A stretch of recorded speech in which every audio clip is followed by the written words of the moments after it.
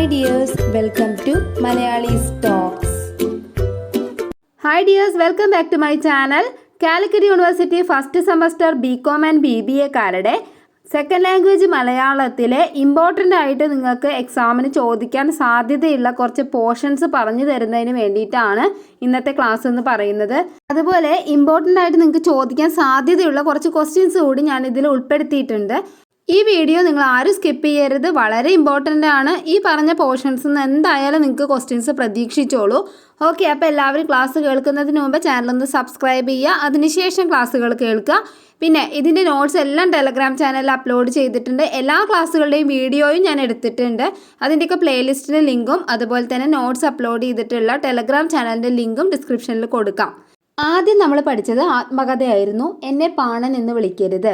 അപ്പോൾ ഈ ഒരു ആത്മകഥയിൽ കുഞ്ഞാമനാണ് പ്രധാന കഥാപാത്രം. അപ്പോൾ കുഞ്ഞാമനെ കുറിച്ചിട്ട് അതുപോലെ തന്നെ ജാതീയമായ അവഹേളനങ്ങൾ എത്രമാത്രം അവർ സഹിച്ചിട്ടുണ്ട്, പ്രത്യേകിച്ചും താഴ്ന്ന ജാതിക്കാർ, അതുമായി ബന്ധപ്പെട്ടൊരു ക്വസ്റ്റ്യൻ എന്തായാലും ഉണ്ടാവും. അതുപോലെ തന്നെ അധ്യാപകൻ്റെ മർദ്ദനം, അതൊരു വഴിത്തിരിവായിരുന്നല്ലോ കുഞ്ഞാമന്, അതും ഒരു ക്വസ്റ്റ്യനായിട്ട് ചോദിക്കാം. പിന്നെ അതേപോലെ തന്നെ ജീവിതത്തിലെ ഒരു മുതൽ മുടക്ക് എന്ന് പറയുന്നത് എന്തായിരുന്നു എന്ന് പറഞ്ഞിട്ടുള്ളൊരു ക്വസ്റ്റ്യനും പ്രതീക്ഷിക്കാം. അപ്പോൾ ഈ 3 ക്വസ്റ്റ്യൻസ് ആണ് കൂടുതലായിട്ടും അതിൽ നിന്ന് വരാൻ സാധ്യതയുള്ളത്. അടുത്തതായിട്ട് സഞ്ചാര സാഹിത്യ കൃതിയായ തീർത്ഥയാത്രയാണ്. അപ്പം അതിൽ എഴുത്തുകാരൻ്റെ സഹയാത്രികർ ആരൊക്കെയായിരുന്നു എന്ന് വേണമെങ്കിൽ 2 മാർക്കിന് ചോദിക്കാം. അതുപോലെ ഹോജിമിൻ നാട്ടുവഴിയെക്കുറിച്ചൊരു ചോദ്യം, തീർത്ഥയാത്ര എന്ന പേരിൻ്റെ സാങ്കത്യം, അതുകൂടിയാണ് ചോദിക്കാൻ സാധ്യതയുള്ളത്. അപ്പോൾ ഇത്രയും ക്വസ്റ്റ്യൻസ് നിങ്ങൾ പ്രതീക്ഷിച്ചാൽ മതി ഇതെന്ന്. അടുത്തതായിട്ട് അഭിമുഖമായിരുന്നു ONV കുറുപ്പിൻ്റെ. അപ്പോൾ അഭിമുഖത്തിൽ ഇടപ്പള്ളി സ്കൂളിനെ കുറിച്ച് പറയുന്നുണ്ട്. അപ്പോൾ ആ ഒരു ക്വസ്റ്റ്യൻ വരുന്നത്. പിന്നെ സംഗീതാത്മക ഗദ്യത്തെക്കുറിച്ച് പറയുന്നൊരു ക്വസ്റ്റ്യൻ. പിന്നെ യാത്രകൾ ONVക്ക് പ്രമേയം കണ്ടെത്തുന്നതിൽ സഹായകമായിട്ടുണ്ട്, അത് ഒരു ക്വസ്റ്റ്യനായിട്ട് ചിലപ്പോൾ ചോദിക്കാം. പിന്നെ ലോക്സഭാ തെരഞ്ഞെടുപ്പിൽ മത്സരിക്കുന്നതുമായി ബന്ധപ്പെട്ടിട്ടുള്ളൊരു ചോദ്യവും. ഇതിൽ നിന്ന് ഏതെങ്കിലുമൊക്കെ 1-2 ചോദ്യങ്ങൾ പ്രതീക്ഷിച്ചോളൂ.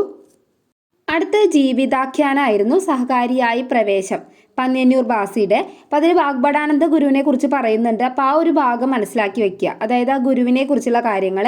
പിന്നെ സഹകരണ പ്രസ്ഥാനങ്ങൾ എങ്ങനെയൊക്കെയാണ് ആരംഭിച്ചത് എന്നതിൽ നോക്കി വെച്ചോളൂ. ഒരു 5 മാർക്കിന് ചിലപ്പോൾ അതൊന്ന് ക്വസ്റ്റ്യൻ ഉണ്ടാവും. പിന്നെ ഇന്ത്യൻ കോഫി ഹൗസിൻ്റെ ചരിത്രം, അതും മനസ്സിലാക്കി വെക്കുക. ഇത്രയേ ഉള്ളൂ ഒന്നാമത്തെ മൊഡ്യൂൾ. അപ്പോൾ ഇനി അടുത്തത് ചെറുകഥാ വിഭാഗമാണ്. ചെറുകഥയിലെ ആദ്യത്തേത് കൃഷിക്കാരനാണ്. കൃഷിക്കാരൻ എന്ന കഥ എന്ന് പറയുന്നത് പ്രധാന കഥാപാത്രം കേശവൻ നായരാണ്. അപ്പോൾ ആ കേശവൻ നായർ എന്ന കഥാപാത്രത്തെക്കുറിച്ച് ചിലപ്പോൾ കഥാപാത്ര നിരൂപണം ചോദിക്കാം. അതുപോലെ തന്നെ സത്യസന്ധതയും ധാർമ്മികതയും കൈവിടാത്ത ഒരു കൃഷിക്കാരനാണ് എന്ന പേരിൽ അദ്ദേഹത്തെക്കുറിച്ച് എഴുതാനായിട്ട് പറയും. അതുപോലെ തന്നെ ഔതക്കുട്ടി എന്ന് പറഞ്ഞിട്ടുള്ള ആ ഒരു കഥാപാത്രം, ആ കഥാപാത്രത്തെക്കുറിച്ച് ചിലപ്പോൾ ഒരു ചോദ്യം കൂടി പ്രതീക്ഷിച്ചോളൂ. എന്താണെന്ന് വെച്ച് കഴിഞ്ഞാൽ കഥ മനസ്സിലാക്കിയാൽ തന്നെ നിങ്ങൾക്ക് അതിലെ കഥാപാത്രങ്ങളെ കുറിച്ചിട്ടൊക്കെ ഒരു ഏകദേശ രൂപം കിട്ടുമല്ലോ. പിന്നെ അതിലെ ഡയലോഗ്സ്, ആ ഡയലോഗ്സ് മാത്രം തന്ന് ചിലപ്പോൾ ആശയം വിശദീകരിക്കാൻ ചോദിക്കാം കേട്ടോ. അടുത്ത ചെറുകഥ ഏകാന്തതയുടെ 100 വർഷങ്ങൾ എന്ന ചെറുകഥയായിരുന്നു. അപ്പോൾ അതിൽ 100 വർഷങ്ങൾ എന്ന ഒരു പേരുണ്ടല്ലോ, അത് എത്രമാത്രം യോജിക്കുന്നുണ്ട് ആ കഥയ്ക്ക്. അതുപോലെ മാംസനിബദ്ധമല്ല സ്നേഹം എന്ന സന്ദേശം ഉയർത്തുന്ന ഒരു കഥയാണ് ഏകാന്തതയുടെ 100 വർഷങ്ങൾ. അപ്പം അതുമായി ബന്ധപ്പെട്ട ഒരു ക്വസ്റ്റ്യൻ. പിന്നെ സത്യൻ എന്ന കഥാപാത്രത്തെക്കുറിച്ച് ചിലപ്പോൾ നിരൂപണമായിരിക്കും ചോദിക്കുക, 5 മാർക്കിനൊക്കെ ചോദിക്കാം. ഇത്രയും ക്വസ്റ്റ്യൻസ് ഇതിൽ നിന്ന് പ്രതീക്ഷിച്ചോളൂ. അടുത്തത് നോവലാണ് എൻ്റെ ഉപ്പൂപ്പാക്ക് ഒരു ആനയുണ്ടായിരുന്നു എന്ന നോവല്. അതിൽ ബഷീറിൻ്റെ ഭാഷാ രീതിയെക്കുറിച്ച് ഒരു ചോദ്യം ചിലപ്പോൾ ഉണ്ടാവും. പിന്നെ പഴഞ്ചൻ വിശ്വാസങ്ങളിൽ കുടുങ്ങിക്കിടക്കുന്ന കുഞ്ഞുപാത്തുമ്മയും അവരുടെ ഉമ്മയും, ഇവരെ കുറിച്ചിട്ടൊരു ചോദ്യമോ അല്ലെങ്കിൽ ആധുനിക ജീവിതത്തിൻ്റെ ഉദാഹരണങ്ങളായിട്ടുള്ള നിസാർ അഹമ്മദ് പിന്നെ അവൻ്റെ അനുജത്തി, അപ്പോൾ ഇവരുമായി ബന്ധപ്പെട്ട ഒരു ചോദ്യം. അടുത്തായിട്ട് കവിതയാണ് കൃഷ്ണഗാഥയിലെ ഉലൂഖല ബന്ധനം എന്ന കവിത.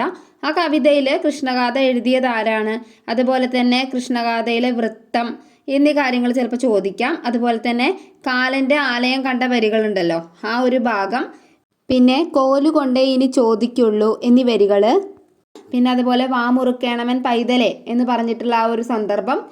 പിന്നെ ശ്രീകൃഷ്ണൻ വാ പിളർന്നപ്പോൾ എന്തൊക്കെ കാഴ്ചകൾ കണ്ടു എന്ന് വേണമെങ്കിൽ ഒരു 5 മാർക്കിന് ചോദിക്കാം. അടുത്തതായിട്ട് വിവാഹ സമ്മാനം എന്ന കവിതയാണ്. അപ്പോൾ ഈ കവിതയിൽ കുഞ്ഞനിയനെ കുളക്കടവിൽ ഇരുത്തിയിട്ട് ചേച്ചി പറയുന്ന കാര്യങ്ങൾ, ആ കാര്യങ്ങളെ കുറിച്ചിട്ട് ഒരു ചോദ്യം ഒരു 5 മാർക്കിന് ചോദിക്കാം. പിന്നെ പെൺകുട്ടിയുടെ ജീവിത നൈരാശ്യത്തിൻ്റെ ഒരു കവിതയാണല്ലോ ഇത്, അപ്പോൾ അത് എന്തുകൊണ്ടാണ് എന്നുള്ളത് ചിലപ്പോൾ ചോദിക്കാം. അപ്പോൾ അതുപോലെ കവിതയിലെ വരികൾ പ്രധാനമാണ്, അതിലേതെങ്കിലും ഒരു വരി തന്നിട്ട് ചിലപ്പോൾ അതിൻ്റെ ആശയം വിശദീകരിക്കാനായിട്ട് പറയും. അടുത്തതായിട്ട് കൗസല്യ എന്ന കവിതയാണ്.